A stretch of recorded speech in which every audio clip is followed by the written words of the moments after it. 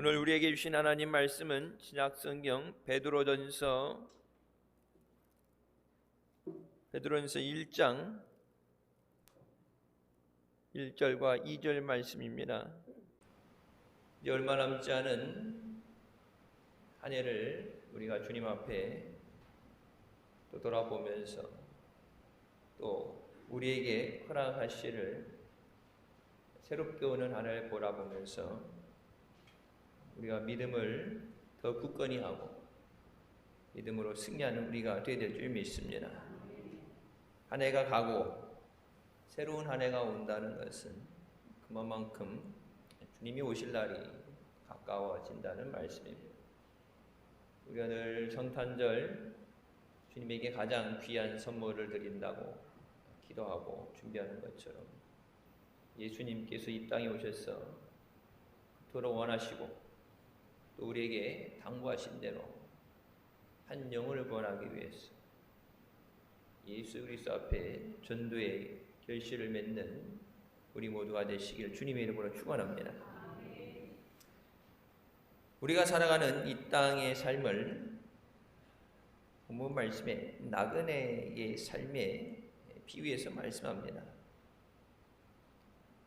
나그네의 삶은 때로는 여러 가지 위험에 노출이 되게 되고 결국은 나 혼자 가야 되는 외로운 인생길입니다. 태어날 때 홀로 나온 것처럼 갈 때 빈손으로 나 혼자 가야 되는 쓸쓸한 길입니다. 하지만 이 외롭고 험한 인생길 가는 도중에 우리가 반드시 기억해야 되는 것은 우리가 하나님의 사랑으로 택함을 받은 하나님의 자녀라는 사실입니다. 우리가 하나님의 자녀됨을 믿고 또 그 은혜 안에 거하게 될 때 잠깐의 나그네 삶 가운데서도 모든 것 가운데서 넉넉하게 승리하게 하시는 그리스도의 은혜를 누리게 되는 줄 믿습니다. 첫 번째 사도 베드로는 하나님의 택하심을 받은 성도들 향해서 나그네라고 부릅니다. 나그네는 잠깐 머물다 가는 것이지 그것이 마지막 종착지가 아닙니다. 그래서 우리가 있는 지금 이곳이 우리의 본향이 아니라고 말씀합니다. 예전에 언제 목사님 그런 말씀하셨죠. 1960년대에서 70년대 최희준 씨가 불렀던 하숙생이라는 노래가 있다고 그러는데 저는 들어본 적은 없어요. 근데 그 가사가 인생은 나그네 길 어디서 왔다가 어디로 가는가라는 그 가사를 통해서 인생의 허무함을 잘 보여줍니다. 올 때도 내 마음대로 오지 못했고 갈 때도 내가 원할 때 내 마음대로 갈 수 있는 것이 아니죠. 세상 사람들은 자신이 어디서 왔다가 어디로 가야 되는지 모르고 이 땅에서 방황하며 고통 가운데 살아갑니다. 어디로 가는지 모르기 때문에 무엇을 해야 되는지 모르기 때문에 두려워하는 것이 당연합니다. 예수 그리스도를 믿는 우리는 우리가 어디로 가는지 분명히 알고 있어. 주님이 부르시는 그 날을 위해서 준비하며 살아갑니다. 그래서 지금 오늘 하루가 물론 2022년에는 12월이라는 하루를 이루기 위해서 우리가 최선을 다해서 살아야 되지만 오늘 하루가 주님이 부르시는 날 영광의 나라에 들어가기 위해서 준비되어지는 믿음으로 준비되어지는 날이 되어야 되는 줄 믿습니다. 우리는 주님께서 우리를 예비하신 저 영원한 천국에 들어간다는 사실을 알기 때문에 두려워하지 않습니다. 죽음은 우리에게 끝이 아니라 영원한 삶의 시작입니다. 예수님도 이 땅에 오셔서 나그네의 삶을 사셨습니다. 누가복음 9장 58절에 보면 예수님께서 여우도 굴이 있고 공중에 새도 집이 있으되 인자는 머리 둘 곳이 없다고 말씀하십니다. 십자가에 못 박혀 돌아가실 때도 옷 한 벌 걸치지 않고 돌아가셨습니다. 무덤조차도 아리마대 요셉의 무덤을 잠시 빌리셨습니다. 영원히 그곳에 계실 것이 아니라 3일 만에 부활하실 거기 때문에 잠깐 남의 무덤을 빌리셨습니다. 이 땅에 아무것도 남겨두지 않으시고 철저하게 나그네의 삶을 살다가 아버지께로 가셨습니다. 우리가 사도신경에 고백하는 것처럼 사도신경이라는 것이 믿습니다, 내가 믿습니다, 12가지 믿음의 고백입니다. 예수님께서 다시 살아나셨음을 내가 믿습니다. 하나님 우편에 앉아 계시다가 산자와 죽은 자를 심판하러 오실 줄 믿습니다. 성경에 말씀하시죠. 누가복음에 말씀하신 것처럼 너희가 믿는다 그러면서 왜 행하지 않느냐? 말로는 믿는다 그러는데 왜 행하지 않느냐? 주님 다시 오실 줄 믿는다면 주님 오시는 것에 대해서 우리가 준비되어지는 것이 마땅합니다. 근데 우리가 우리의 삶을 돌아보면서 물론 힘들고 바쁜 삶을 모두가 살아가지만 가장 중요한 건 예수님 오실 그때에 준비가 되지 않는다면 영원한 삶을 고통 가운데 살아갈 수밖에 없습니다. 오늘이 그 준비를 하는 날이 되어야 돼요. 나그네 인생길에는 많은 고난이 있습니다. 야곱이 바로 앞에 섰을 때 자신의 나이에 대한 질문에 대해서 이렇게 답합니다. 내 나그네 길의 세월이 130년이니이다. 내 나이가 얼마 못 되니 우리 조상이 나그네 길의 연조에 미치지 못하나 험악한 세월을 보내었나이다. 130년, 물론 조상들에 비해서는 짧고 그나마 평탄한 삶을 살았지만 나름 자신의 삶이 험악한 세월이었다고 얘기합니다. 모세도 시편 90편 10절에 우리 연수가 70이요 강건하면 80이라도 그 연수에 자라는 수고와 슬픔뿐이요 신속히 가니 우리가 날아가나이다라고 고백합니다. 세상 고난으로 가득한 나그네 인생 가운데 우리와 함께 동행하며 우리를 인도하는 분이 계십니다. 그분이 우리의 친구가 되시는 예수 그리스도이십니다. 예전에 예수 믿기 전에 나 혼자였지만 예수님을 영접하고 나서는 더 이상 나 혼자가 아니에요. 주님이 함께 하십니다. 주님이 약속하신 대로 내가 너희를 고아와 같이 버리고 떠나지 않는다고 약속하십니다. 때로는 내 주위에 아무것도 없는 것 같고 누구도 나를 돌아보지 않는 것 같은 상황에서도 주님이 함께 하심을 믿고 주님을 의지할 수 있어야 돼요.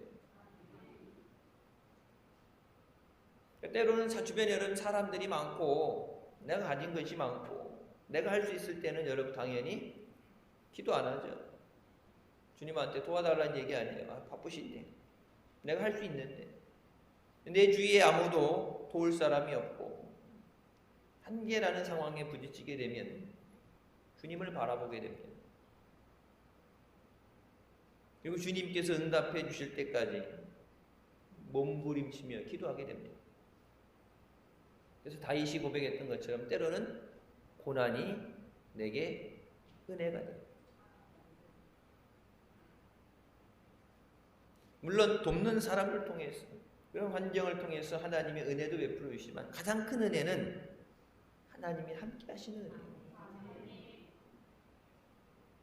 주님께서 우리와 언제나 어디서나 함께 하셨어요. 인생길이 지친 우리를 돌아보시고 어루만져 주십니다. 예배 자리에 나와서 여러분 기도할 때 한 주간을 돌아보면서 말씀대로 살지 못한 것도 회개도 하고 힘든 어려움 가운데서 도와주심을 구하고 여러분 혼자 기도하는 그 시간에 나름 나 혼자 외로이 있는 조용히 있는 그 순간에 찬양할 때 주님이 어루만져 주심을 체험해요. 광야를 걷다가 쓰러져 잠든 야곱에게 하나님께서 찾아오셔서 내가 너와 함께 있어. 내가 어디로 가든지 너를 지키며 너를 이끌어 이 땅으로 돌아오게 할지라. 하나님이 보실 때 안쓰럽고 불쌍하기 때문에 물론 다시 돌아와야 돼요. 그렇게 기도하기 때문에 하나님이 보실 때 하나님은 사랑의 하나님이시기 때문에 우리를 큰 위로하게 주십니다. 그리고 더 나아가서 약속의 말씀을 주시죠. 내가 내게 허락한 것을 다 이루기까지 너를 떠나지 아니하리라. 그냥 단순히 내가 지켜줄게, 내가 도와줄게, 그냥 말로 끝나는 것이 아니라 하나님이 허락하신 것이 다 이루어질 때까지 내가 함께하리라. 여러분 기도하는 가운데 주님의 이 음성을 들으시길 주님의 이름으로 축원합니다. 주님께서 우리를 떠나지 않으시고 함께 하시는 것, 그것이 예수 믿는 우리에겐 가장 큰 은혜입니다. 세상에 우리가 얘기하죠. 기쁜 소식, 기쁘다, 구주 오셨네. 여러분 기쁜 소식이 뭐예요? 예수 그리스도를 통해서 우리에게 구원을 주시는 거예요. 예수 안에 소망이 있고 예수 안에 생명이 있습니다. 마태복음 28장 20절에도 말씀하시죠. 내가 너에게 분부한 모든 것을 가르쳐 지키게 하라. 볼지어다 내가 세상 끝날까지 너희와 항상 함께 있으리라. 지금 이 시간도 성령 하나님으로 우리와 함께 하시고 우리 가운데 역사하는 줄 믿으시기 바랍니다. 우리가 이 땅의 삶이 끝나고 돌아가야 되는 천국에 우리가 있을 것을 예비하시고 다시 데리러 오는 주님인 줄 믿으시기 바랍니다. 주님 오실 때 그 주님을 영광 중에 맞이해야 돼요. 히브리서 11장 16절에 이렇게 말씀하십니다. 그들이 이제는 더 나은 본향을 사모하니 곧 하늘에 있는 것이다. 이러므로 하나님이 그들의 하나님이라 일컬음을 받으심을 부러워하지 아니하시고 그들을 위하여 한 성을 예비하셨느니라. 하나님이 주신 은혜에 날마다 감사하며 그 은혜와 기쁨을 누리는 우리가 되시길 주님의 이름으로 축원합니다. 어떤 고난이 닥쳐와도 주님 계신 천국 바라보면서 그 영광의 나라에 갈 것을 바라보며 믿음을 굳건히 지키시기 바랍니다. 인자가 다시 올 때 세상에서 믿음을 보고 있느냐 말씀하시죠. 예전에 어떻게 믿었느냐가 아니라 주님 오실 때 휴거의 나팔이 풀려지는 그 순간에 온전한 믿음으로 서 있어야 돼요. 예전에 잘 믿었는데 주님 오시는 날 믿음 없다. 기름 들고 나가서 기다리다가 신랑 오기 전에 불 꺼져서 영접하지 못하면 나중에 문 닫힌 후에 다시 열려지지 않습니다. 천국을 소망하면서 주신 은혜 감사하며 믿음으로 승리하는 우리가 되시길 주님의 이름으로 축원합니다. 두 번째, 오늘 본문 말씀에 우리가 하나님의 미리 아심을 따라 택하심을 받은 자녀라고 말씀합니다. 하나님 아버지의 미리 하심을 따라 성령이 거룩하게 하셨다. 그 당시 초대교회 성도들은 예수님을 믿는다는 이유로 심한 고문과 죽임을 당하는 상황에서도 믿음을 굳건하게 지킬 수 있었던 것은 하나님의 미리 하심을 따라 택하심을 받은 자라는 것을 믿었기 때문입니다. 나는 하나님의 택함을 받은 자. 지금도 세계 곳곳에서 예수 믿는 것 때문에 핍박을 당하면서 순교당하는 자들이 죽음의 위협에서도 굴복하지 않고 그 믿음을 지키는 것은 내가 하나님의 택함을 받은 자녀다. 하나님이 함께하심을 믿기 때문에 세상을 두려워하지 않고 세상 앞에 타협하지 않는 거예요. 여러분 어떻게 보면 우리보다 더 안 좋은 환경에서 열악한 환경에서 더 많은 고난을 당하는데 우리가 힘들다 없다 하면서도 많은 은혜를 받았는데 똑같이 심판받겠어요? 아니죠. 하나님 앞에 많이 맡긴 자에게는 많은 것을 구한다고 말씀하십니다. 힘들고 어려운 가운데도 믿음을 지킨 자들과 더 많은 은혜를 주셨는데 더 많은 충성을 하고 더 좋은 믿음의 열매가 있어야 되는데도 불구하고 믿음이 온전하지 못한 것을 봤을 때 하나님의 더 큰 책망이 있을 수밖에 없습니다. 어떻게 보면 한국교회가 오랜 시간 IMF라는 것은 있었지만 한국 전쟁 이후에 큰 위기 어려움 없이 나라가 세계 10대 경제 대국으로 성장하면서까지 큰 어려움 없이 온 것이 어떻게 보면 하나님의 은혜인데 어려움이 없었기 때문에 믿음의 안일함이 찾아오게 됐고 어려움이 없었기 때문에 주님을 의지하는 믿음이 약해졌습니다. 힘들고 어려울 때는 주의 이름을 부르고 주의 은혜를 구하고 믿음으로 살려고 노력했는데 이제 믿음이 아니라 세상 물질로 돈이면 다 된다.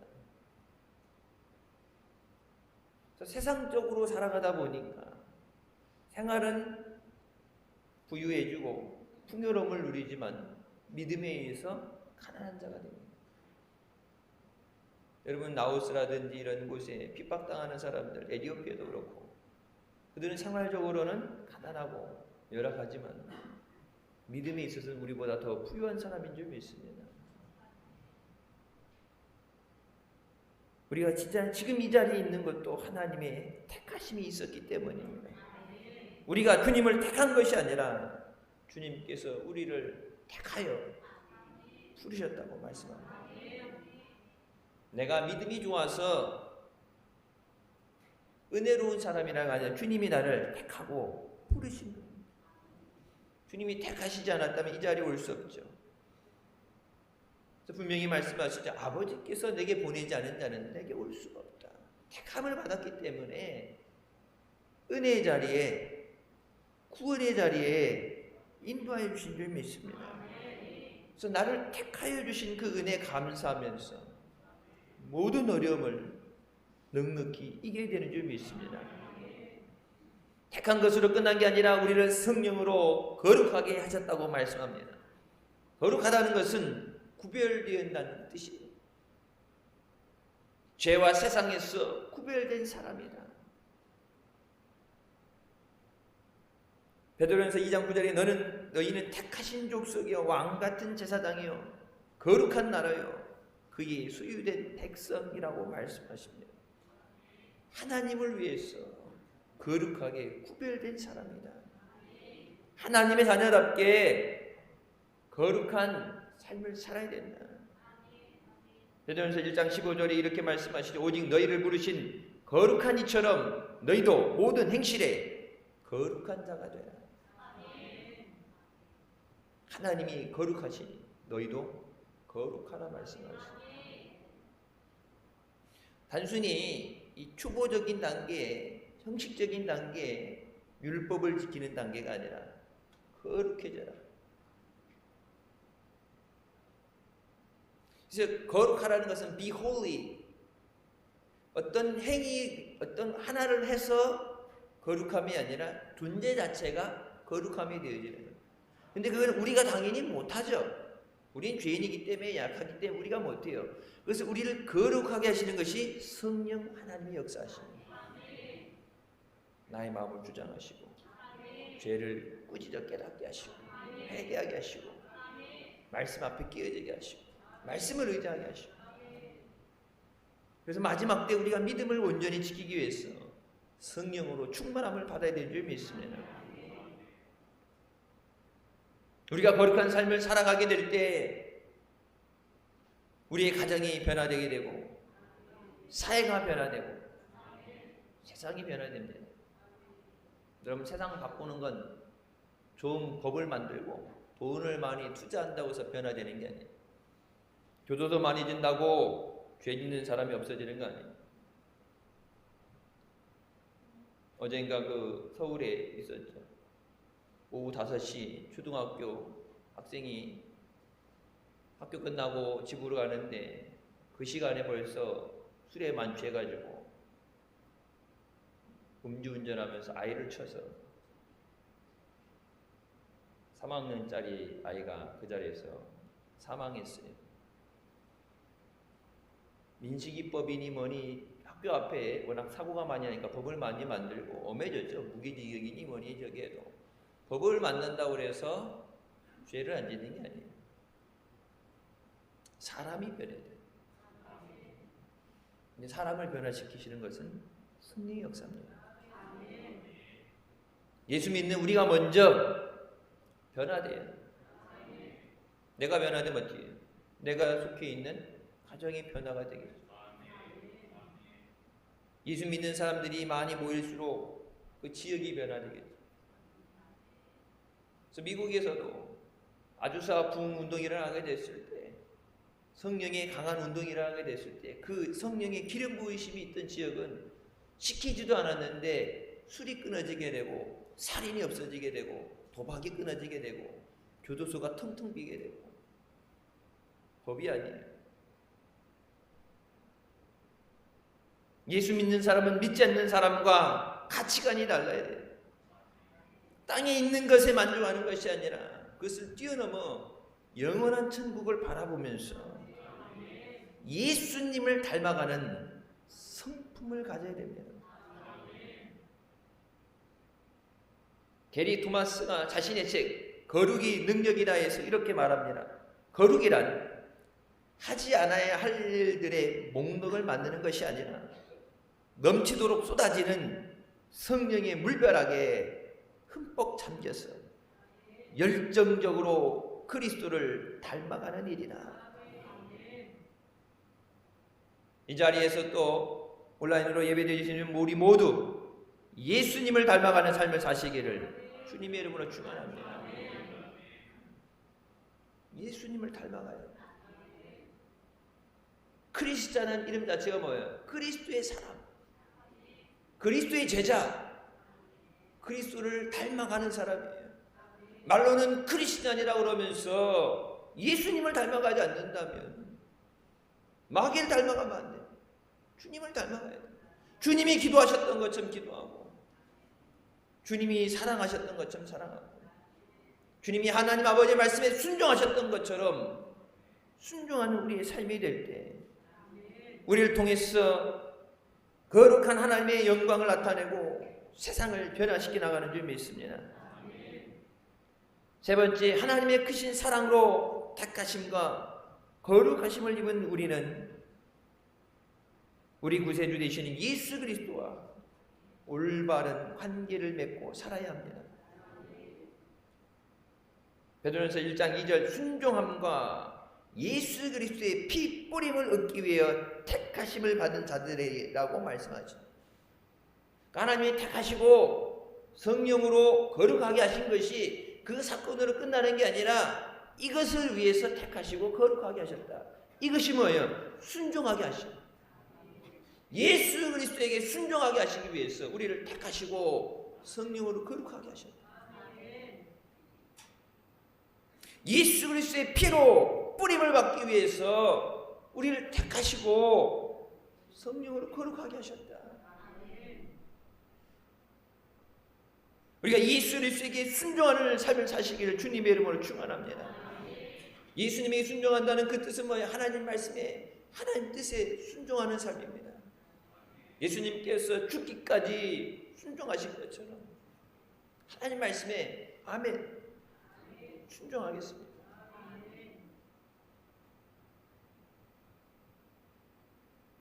하나님의 뜻이 모든 것을 초월해요. 내가 알고 내가 계획하는 것보다 하나님도 완전하신 분. 여러분 IMF 올 줄 알았으면 그 어려움 당했겠어요. 우크라이나에 전쟁이 날 줄 알았으면 러시아가 침략할 줄 알았으면 미리 알았다면 그 날을 알았다면 대비했겠죠. 기름값이 올라가고 주식이 떨어지고 그런 문제들이 생겨난 다음에 우리 문제가 터진 다음에 그 뒷수습하는 것 때문에 힘들고 고난당하는데 미리 알았다면 여러분 세계 어느 사람보다도 떼부자 됩니다. 천재적인 투자자라는 워런 버핏도 이 위기 가운데 미리 대처하지 못해서 갖고 있던 재산의 수십조 원이 날아갔어요. 재산 가치가 수십조 원이 날아갔어요. 미리 알았다면 미리 팔아버리든지 미리 사든지 했겠죠. 천재적인 투자자라는 사람들도 손쓸 방법이 없어요. 근데 하나님은 우리의 모든 것을 아시고 또 모든 것을 계획하신 대로 인도하시는 줄 믿습니다. 우리의 삶의 모든 것에서 하나님의 말씀에 순종해야 돼요. 그래서 순종이 제사보다 낫다. 아는 건 다 알아요. 문제는 그걸 안 하니까 문제예요. 예수님도 지적하시잖아요. 너희가 말로는 주여 하면서 왜 내 말대로 행하지 않느냐. 주님인 줄 알아요. 근데 주님 말씀하시는데 귀 안 담아 들어. 어떻게든 듣긴 들었는데 주님이라고 해서 듣긴 들었는데 순종을 안 해요. 그럼 순종하지 않으면 하나님의 역사는 일어나지 않습니다. 언제 요단강이 갈라져요? 순종할 때 갈라지는 거예요.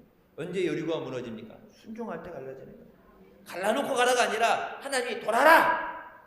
왜 돌라는지도 모르고 그게 돈다고 무너질 성도 아닌데 아멘하고 돌면 하나님이 책임지시는 거예요. 순종 안 하면 여리고는 절대 흔들리지 않아요.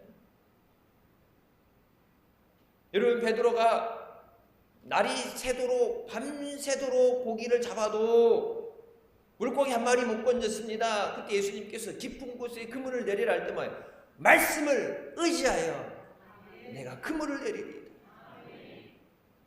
다른 데도 아니고 시간이 오래 차이는 것도 아니고 날짜 장소 차이도 아니고 좀 전에 갔다 들어왔는데 예수님께서 모든 것을 아시지만 뭘 하시는 거예요? 믿음의 시험을 하시는 거예요. 믿는다고 하는데 실제적인 순종이 따라가는가를 보시는 거예요. 여러분 하늘에 날아다니는 새들을 한꺼번에 모아 드리는 것도 힘들지만 메추라기를 하나님이 먹이실 때 그것들을 모아가지고 땅에 갖다 꽂아가지고 질리도록 코에서 냄새가 나도록 한 달을 먹으셨는데 그 밑에 있는 물고기 떠올라가지고 한 군데 뭉쳐갖고 떠올라가지고 배 근처에 지들이 머리 밀고 이렇게 나오도록 못 만드시겠어요? 하늘에 날아다니는 새들을 한꺼번에 모아서 한 달을 그들을 먹이기 위해서 지구촌에 있는 새들을 박박 긁어가지고 먹을 걸 챙겨주신 하나님께서 물고기 몇 마리 그거 끄집어내는 거 못하시겠어요? 순종하지 않으면 하나님의 기적은 안 일어나요. 하나님이 아무리 큰 은혜를 주시려고 해도 내가 순종하지 않아서 못 받은 것에 대해서 하나님을 원망할 수가 없죠. 그래서 분명히 말씀하시죠. 내 믿음대로 될지어다. 그래서 다른 어떤 것을 구하기보다 내게 믿음을 주시옵소서. 할 수 있거든 무엇이라도 해 주시옵소서. 예수님이 제자들이 하지 못한 것에 대해서 마음이 상해서 약간 빈정거리는 말로 무엇이라도 할 수 있으면, 할 수 있으면 아무 말라도 되는 대로 해달라고 할 때 예수님께서 뭐라고 말씀하세요? 그냥 제자들이 못했으니까, 상처를 받았으니까 그러려니 하고 예수님이 아이만 고쳐줄 수도 있어요. 아이는 불쌍하니까 귀신 들린 아이를 고쳐주실 수도 있어요. 여러분, 중요한 거는 그 아이만 고침받는 게 아니라 누굴 고쳐야 돼요? 그 아버지가 믿음을 가져야 돼요. 그래서 뭐라고 말씀하세요? 할 수 있거든이 무슨 말이냐? 믿는 자에게는 농치 못할 일이 없다. 그때 그 아버지가 말합니다. 내 믿음 없는 것을 용서하여 주시옵소서. 믿어야 되는데 믿지 못하는 것을 용서하여 주시옵소서. 주님, 내게 믿음을 주시옵소서. 그래서 결국은 어떻게 주여 제가 믿나이다. 그 믿음을 통해서 하나님 역사하시오.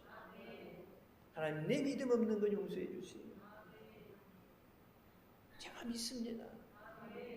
내 믿음을 통해서 응답하여 주시옵소서. 프리마돈나 김영미처럼이라는 책의 저자인 김영미 권사님이 4대째 내려오는 믿음의 가정에서 태어나서 고등학교 졸업하자마자 이태리로 유학을 가게 됩니다. 능력이 있으니까 단순히 돈 있다 가는 게 아니라 추천을 받아야 되고 입학 허가를 받아야 돼요. 어머니가 홀로 떨어져 있는 딸에게 힘들고 어려우니까 늘 편지에 기도를 썼어요. 그 어머니의 기도 때문에 힘든 유학 생활을 버틸 수 있다고 고백합니다.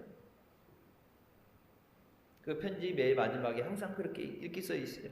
네가 하나님의 딸이라는 사실을 잊지 마라. 하나님이 너를 지켜주신다. 저도 유학 가서 유학 생활하면서 그 당시는 몰랐죠. 공부하고 하루하루 살아나가는 게 뭐 전쟁 같으니까. 다 끝나고 왔을 때 이제 그때 들은 얘기는 제가 유학 가는 날부터 남들보다 빠르게 학위를 바꿔서 돌아올 때까지 저희 어머니는 단 하루도 집에서 주무신 적이 없어요. 성전에서 날밤 차례하시면서 기도하셨다. 그래서 네가 공부 열심히 한 것도 있겠지만 너 혼자서 유학생활 너 혼자서 잘한 게 아니라 그 기도 없었으면 안 됐다. 여러분, 자녀들, 출가를 한 자녀들, 또 객지 생활하는 자녀들 달달이 용돈 보내주고 먹을 거 반찬해서 챙겨다 주고 날 이렇게 되면 따뜻한 거 챙겨주고, 여러분 그게 중요한 게 아니라 그 자녀들 위해서 기도해야 돼요.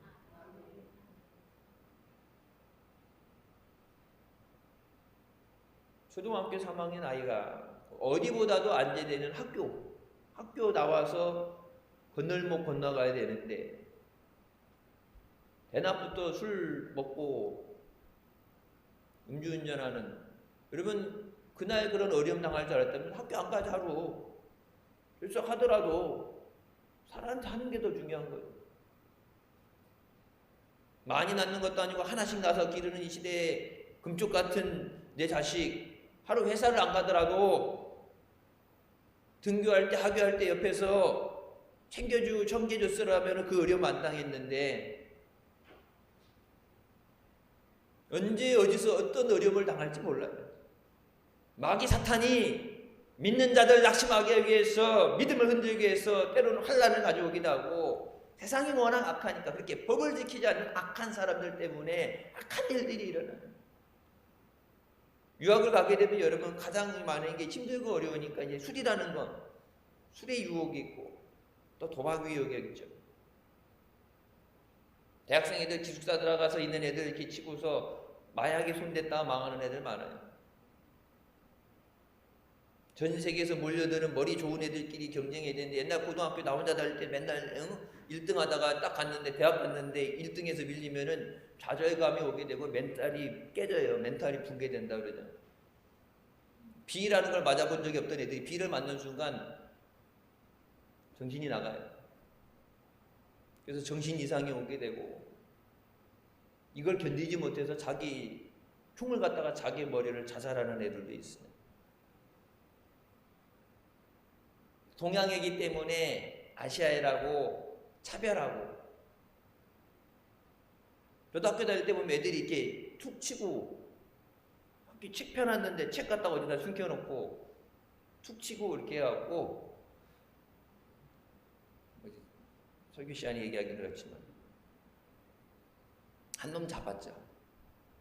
체육 시간에 이제 태권도 이제 제가 이제 도장에서 운동하면서 또 가르치는 것도 하니까 하루 이게 얘기해갖고 그 셀프 디펜스, 호신술 이런 거 가르쳐준다고 해갖고 공짜로 가르쳐준다고 해갖고 딱 이게 그런 애들 불러가지고 딱 그 잡아가지고 뒤에서 잡았을 때 뭐 이런 거 호신술 그런 거 가르쳐준다 하면서 팍팍 눌러서 아낌없이 모든 힘을 다해서 사랑을 담아서 그냥 확확 틀어가지고 눌러주고 그러면서 이제 학교에서 이제 제가 시합 나갈 때마다 전국제전 뭐 이런 전국대회 시합 나가고 그러면서 나중에 쟤 건드리면은 힘들다 안 좋다 그래서 아무도 건들지 않는 존재가 되고 나서 학교 생활하기 편했어요.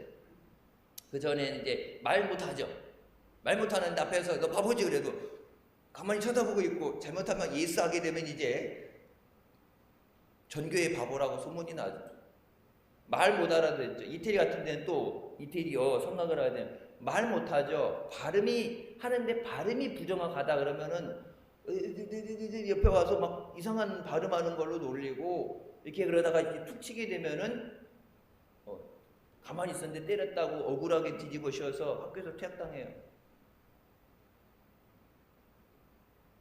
그러니까 돈 있다고 그래도 영어를 잘해도 그런 따돌림. 동양인이기 때문에 백인들이 차별하는 게 엄청나겠어요. 흑인들 차별하는 것보다 더 세요. 백인들에게 차별을 받는 게 흑인이죠. 흑인들이 자기들보다 더 차별하는 게 동양 사람들입니다.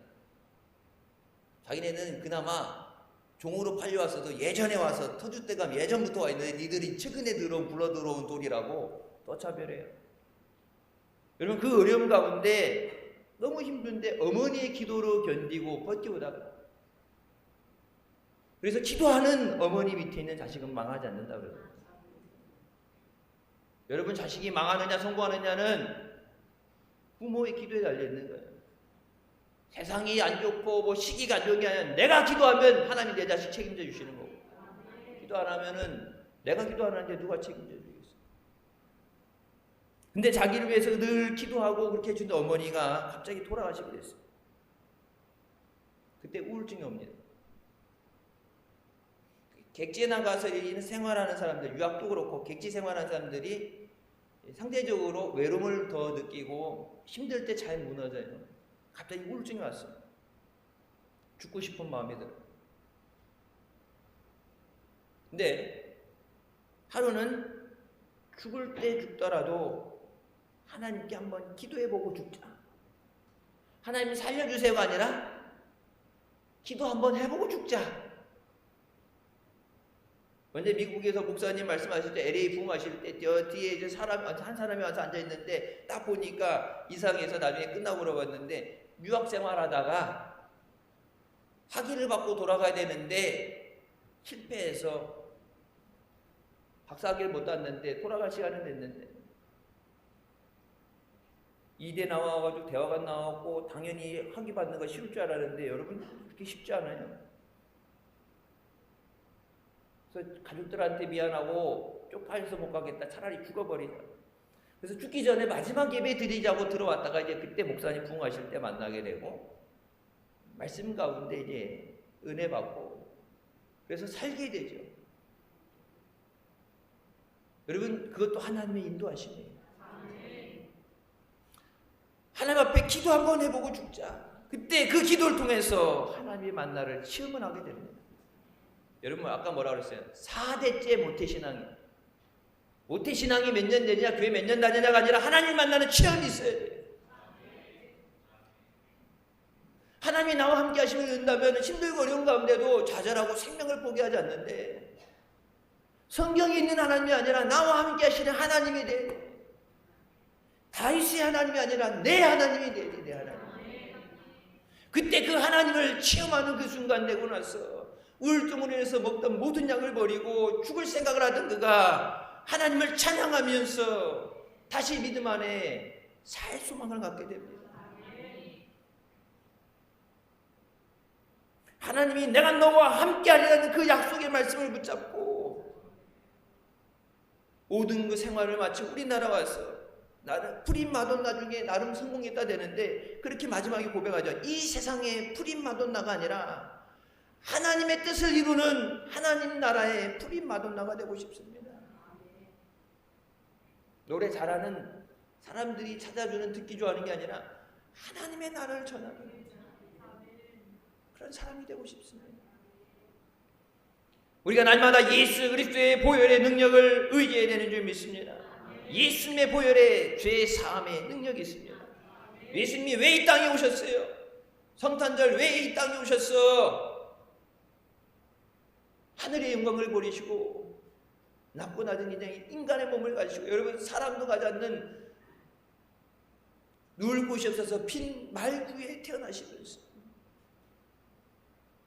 왜 이 땅에 오셨어요? 죄로 인해 죽을 수밖에 없는 우리를 살리시기 위해서 예수님 오셨습니다. 예수님은 죄로 인해 죽어가는 우리를 살리기 위해서 십자가에서 대신 죽어주셨습니다. 그 십자가의 피를 의지할 때 우리가 죄의 사함을 얻게 되고 하나님의 자녀로 새롭게 태어나게 됩니다. 종교개혁자 마틴 루터가 성경을 짜면 피가 나온다. 구약에서는 짐승의 피가 흐르고 신약에서는 예수님의 피가 흐른다고 말했어요. 피 흘림이 없이는 죄 사함이 없습니다. 예수님의 보혈에 마귀를 이기는 능력이 있습니다.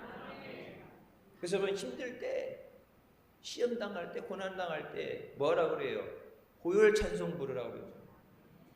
찬송에 오게 되면 감사 찬양이 있고 그런데 보혈의 찬송이 있어요. 예수의 피를 부르짖는 거예요. 악한 마귀와 싸울 때 우리가 예수님의 십자가 보혈의 능력을 의지해야 됩니다. 그 십자가의 보혈 앞에 마귀는 쫓겨갑니다. 예수님의 보혈에 우리의 삶을 새롭게 하는 능력이 있습니다. 찬송가 내 주의 보혈이란 찬송이 1872년 루이스 하트소우 목사님이 지은 찬송입니다. 자기가 전도자였음에도 불구하고 십자가에 감격이 없었어요. 십자가 전하면서도 십자가의 은혜가 없었어요.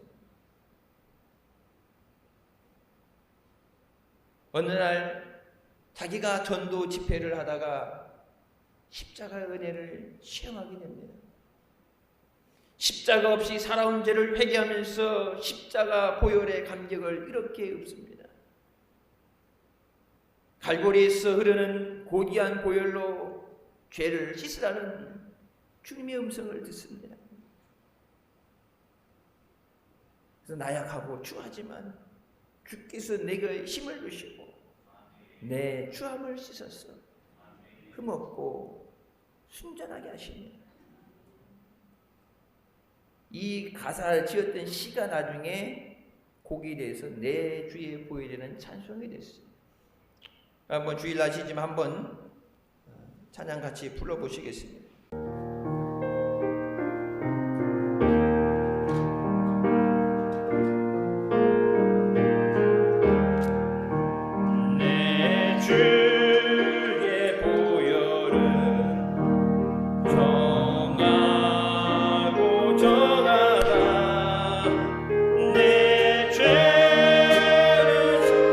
하신 주 날 돌아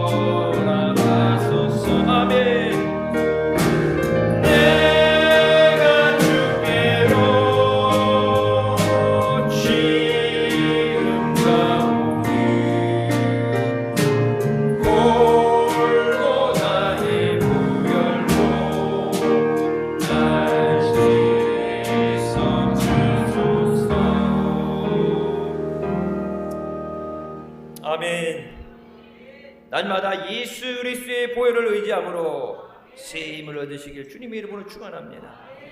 예수님의 보혈을 의지할 때 모든 문제와 어려움을 이기고 승리하는 삶을 살아갈 수 있습니다. 아까 하나님께서 택하시고 성령으로 거룩하게 하심이 뭐라 그랬어요? 순종하게 하시고 예수 그리스도의 피 뿌리심을 받게 하기 위해서다. 그 피를 뿌린다는 건 스프링클링이라는 건 얘기예요. 이렇게 머리 위에서 여러분 샤워 같은 거 하게 되면 위에서부터 이렇게 뿌려져서 온몸을 적시고 흘러내려요. 예수 그리스도의 보혈로 우리를 뿌려주셔야 돼요. 주님의 보혈로 예배 자리에 나올 때, 여러분 기도장 할 때 주님께서 우리 죄를 깨끗이 씻기 위해서, 우리 연약함을 강건하시기 위해서, 연약함을 돌아보시고 우리를 위로하시고 소망을 갖게 하셔 예수 그리스도의 피 뿌리심이 있어야 된다. 주님의 피로 나를 깨끗이 씻어주시옵소서. 주님, 우리 가정에 주님의 피 뿌리심으로 우리 가정이 온전히 구원받게 하여 주시고 하나님의 은혜를 누리게 하여 주시옵소서. 여러분 자녀들 위해 기도할 때도 예수 그리스도의 피 뿌리심으로 악한 마귀 사탄 틈타지 못하게 하시고 세상 이자를 해치 못하게 하여 주시고 전군 찬사로 지켜보아 주시옵소서. 그 피 뿌리심을 받아야 되기 때문에 하나님께서 택하시고 성령으로 거룩하게 하셨다. 예수 그리스도의 피 뿌리심이 없으면 우리는 믿음으로 승리할 수 없습니다. 어떤 환난과 고통 가운데 있다 할지라도 나 혼자가 아니라 주님이 나와 함께 하심을 믿습니다. 영원한 천국을 바라보며 주님이 내게 주실 상급을 바라보며 믿음으로 달려가게 하여 주셨겠어. 나그네 같은 인생길에서 때로는 힘들 수 있어. 너무 힘들어서 다 내려놓고 싶을 때가 있어. 여러분 믿음 생활하는 것도 힘들면은 연말 되게 되면은 목사님 힘들어요. 한 해 쉬고 싶어요. 직분도 내려놓고 싶을 때가 있고 신앙생활도 쉬고 믿음 생활이고 뭐고 다 내려놓고 싶을 때가 있어요. 내려놓는다고 회복되는 게 아니라 내려놓는다고 해결되는 게 아니라 내가 은혜가 부족해서 내 힘으로 할 수 없는데 주님 다 하시고 불러주셨는데 주여 내게 주님의 보혈로 뿌려주시옵소서. 예수 그리스도의 피로 나를 덮어주시옵소서. 악한 마귀가 틈타지 못하도록 내 마음과 생각을 빼앗기지 않도록 주님의 보혈로 나를 덮어주시옵소서. 주님의 보혈로 우리 가정을 덮어주시옵소서. 근심 걱정 없이 평안함과 그 기쁨을 얻어가신 주님께서 우리 가정을 덮어주시옵소서. 우리 교회를 그 보혈로 덮어주셔서 주님 안에 믿음으로 온전히 달려가게 하여 주시옵소서. 날마다 주님께 순종하며 주님의 보혈을 의지하시기 바랍니다. 그 보혈의 흩뿌리심을 통해서 우리를 붙잡아 주시고 승리하게 하시는 우리가 되시기를 주님의 이름으로 축원합니다. 기도하시겠습니다. 없는 우리를 죄 가운데 구원해 주시고 순종하도록 예수 그리스도의 피 뿌리심을 얻도록 우리를 인도하여 주시니 감사합니다. 예수 그리스도의 피 뿌리심을 통해서 우리가 죄에서 깨끗해지게 하여 주시고 모든 육신의 연약함과 질병에서 깨끗이 고침받게 하여 주시고 악한 죄에서 우리가 거룩하게 구별되게 하여 주셨소서. 주님의 보혈로 덮어주셔서 악한 세상이 악한 마귀가 틈타지 못하게 하여 주시고 해하지 못하게 하여 주시고 하나님께 영광 돌리며 그 풍성하신 은혜를 누리며 날마다 승리하는 복된 자녀들 되게 하여 주셨소서. 예수 그리스도의 오심과 예수 그리스도의 보혈의 은혜를 증거하는 다른 사람도 살리고 저들도 그리스도 안에 평안함과 소망을 얻도록 오직 예수를 증거하는 대강절 되게 하여 주시옵소서. 예수님의 이름으로 기도드립니다. 아멘. 하나님께 영광 돌리시겠습니다.